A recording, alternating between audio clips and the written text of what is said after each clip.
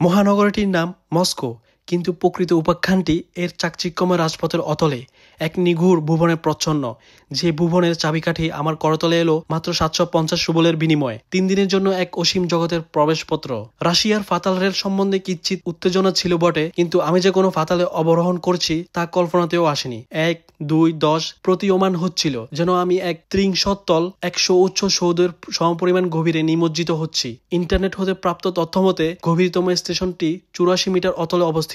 কিঞ্চিৎ বিস্ময়কর। বায়ুমণ্ডল ঘনীভূত হচ্ছে, কর্ণকুহরে এক অবর্ণীয় চাপ অনুভূত হচ্ছে। আমি কি কোনো স্টেশনে চলছি, নাকি কোনো প্রাচীন সভ্যতার গুপ্ত সমাধি ক্ষেত্রে? অবতরণের মুহূর্তে আমার পদযুগল কম্পমান ছিল, যেরূপ খাড়া ততোধিক ভয়ানক। এই দৃশ্য অভিজ্ঞতার জন্য আমি প্রস্তুত ছিলাম না। যাই হোক, নিম্নে পদর্পান মাত্রই বিস্ময়ের অভূতপূর্ব বিচ্ছুরণ। এ কি পাতাল রেল স্টেশন, নাকি জারদের কোনো বিস্তৃত রাজপ্রাসাদ? আমার সিভিল ইঞ্জিনিয়ারিং শিক্ষিত মস্তিষ্কে তখন একটি প্রশ্ন অবর্তিত হচ্ছে, কি রূপে সম্ভব? ভূগর্ভের এত গভীরে এই শিল্পকীর্তি, এই জটিল স্থাপত্য কোন প্রযুক্তিবিদ্যায় নির্মিত? ফাতাল রেল বিষয়ে কিঞ্চিৎ অনলাইনে তথ্য অনুসন্ধান করে যা অবগত হলাম তা ছিল বাস্তবিকে রোমাঞ্চকর এবং শ্বাসরুদ্ধকর। এক বিতর্কিত চরিত্র জোসেফ স্ট্যালিন, এক নায়ক যার তত্ত্বাবধানে পারমাণবিক অস্ত্রের উন্মোচন, নাৎসি বাহিনীর পরাজয় আর এই ফাতালপুরীর সৃষ্টি। কিন্তু এই সৌন্দর্যের অন্তরালে নিহিত এক অন্ধকার অধ্যায়। স্ট্যালিনের কিছু বিতর্কিত কর্মকাণ্ড, যেমন কৃষকদের ভূমি অধিগ্রহণ, একনায়কতন্ত্রের লৌহকঠিন নিগড়। এই পাতাল রেল একদিকে যেমন জনগণের আশ্রয়স্থল, অন্যদিকে এক নায়কের পরাক্রমের প্রতীক। কিন্তু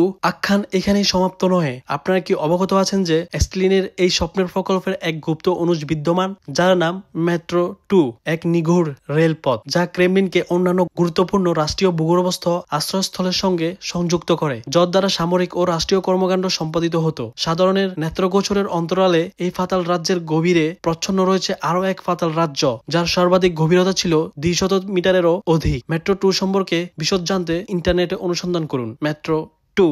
যাই হোক, বর্তমানে 250টিরও অধিক স্টেশন সংবলিত এই ফাতালপুরী মস্কোর প্রকৃত প্রাণকেন্দ্র। প্রতিদিন প্রায় 90 লক্ষ মানুষের নিঃশ্বাস প্রশ্বাস এর বায়ুতে মিশে যায়। প্রতি 10-15 সেকেন্ডে গর্জন করে ধেয়ে আসে এক একটি লৌহ শকট। মাত্র 5-10 সেকেন্ডের জন্য স্তব্ধ হয়, যেন এক মুহূর্তের জন্য বিশ্রাম নিতে নারাজ এই মহানগরী। পৃথিবীর চতুর্থ ব্যস্ততম পাতাল রেলের ধমনী, উপশিরায় বহমান জীবন স্রোত। প্রতিটি স্টেশনের কারুকার্য আপনাকে মুগ্ধ করতে বাধ্য।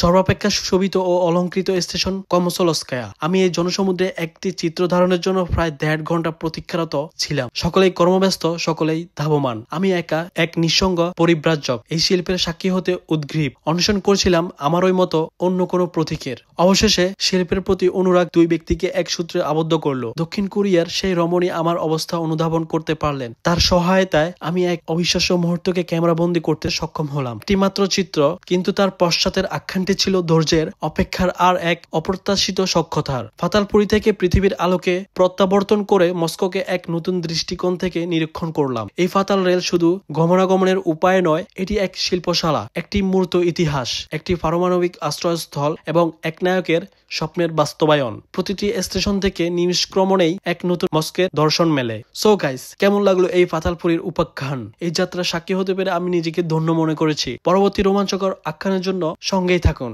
So guys, stay blessed, stay rocking. Bye bye. Allah Hafiz. Follow me for more videos.